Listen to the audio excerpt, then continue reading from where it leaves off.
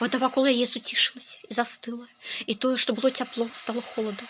Халодная вода абступіла яе, вода ціснула і давіла ёй на грудзі. Смяротны холад сковваў яе цела, і раптам яна ўбачыла святло. Вода пацяплела і ўзюшылася. Усё завіравала вакол, і нечая рука пацягнула яе вонкі да святла. І было святло, і стаў свет, і свет быў цёмным. Усё было халодным і застылым вакол. Вакол панавала цемра, яна трапіла ў свет мёртвых целаў, але не разумела гэтага. І халодны цяжар не кранаў яе, бо цела яе маці стварыла для яе адтуліну, у якую яна правалілася і цяпер ляжала між яе нагамі, як паміж дзвюма бакавінамі вялізнага каўчэгу, які павольна плыў у вадах смерці, трымаючы ў сабе жыццё. Яна адкрыла вочы і ціхенька заплакала. Ціха, а потым грамчэй, і тады яна пачула голас. Гэты голас клікаў яе і прабіваўся да яе праз таўстую кару зверху, якая хісталася над ёй. Нешта пасыпалася на яе, зямля ці чорная кроў застыла ад холаду.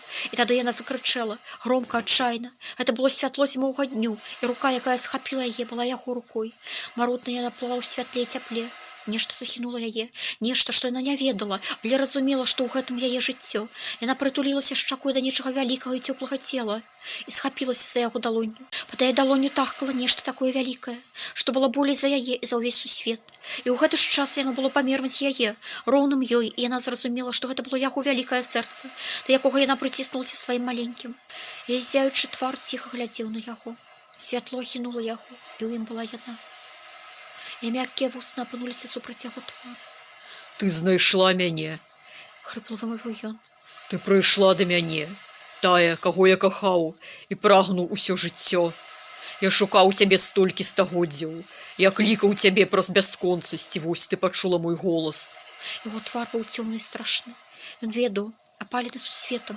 Яго вусны былі сухімі, вочы ўпалымі, валасы жорсткімі, скура грубай і спаленай сонцам. Ён проста глядзеў на яе, такі, які ён ёсць. Не прыгожы і не велічны ў сваім зянні, не мудры, не святы, не пераможца. Проста самотная душа ў хаціне, пабудаваная ім на ўскрайку леса.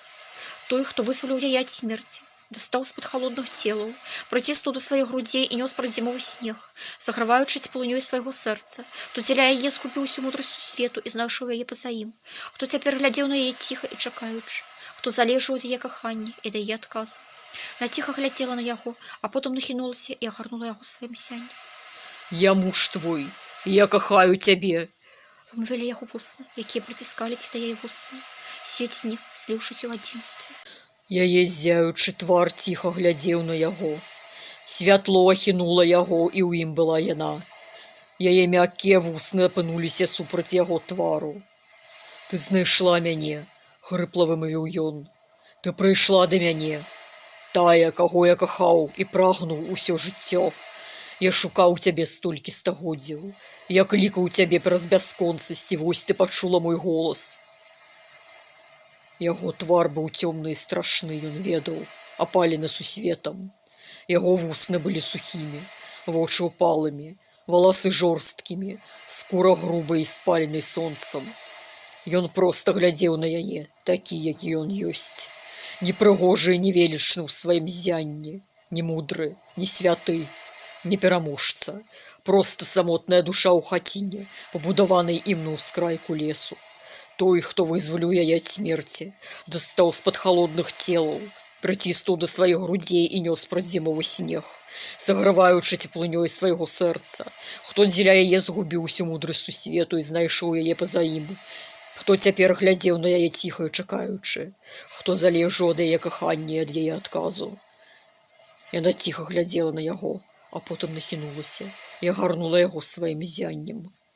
Я муж твой, я кахаю цябе, вымовілі яго вусны, якія прыціскаліся да яе вуснаў. Свет знік, зліўшыся ў адзінстве.